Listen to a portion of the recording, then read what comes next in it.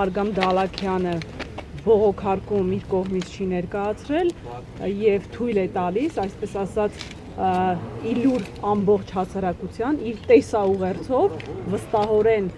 ոտնահարելով անմեղության կանխավարկածը, կոպիտ կերպով ոտնահարում է այդ քայլով անմեղության կանխավարկածը եւ այդ պայմաններում ես ինքս մինչև դատական նիստը, այսինքն վաղը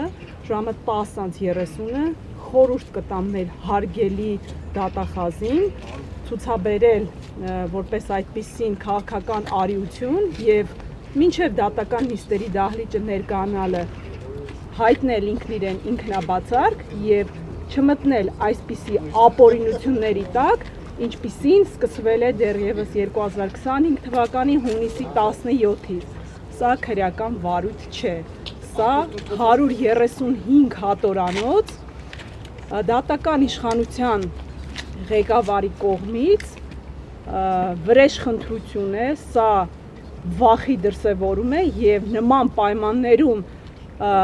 հայտնել այդպիսի հասարակությանը տեղեկատվություն, որ հաստատված այն էլ հանգամանքներով իրականությանը չհամապատասխանող, սա ընդամենը չեմ կարող ասել, սա աբսուրդի ժանրից է, որը որ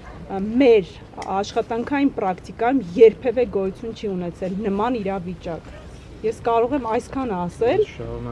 եւ հուսանք, որ մեր միջնորդությունը վաղվա դատական նիստով, ինչպես նշվեց, առաջնահերթության կարգով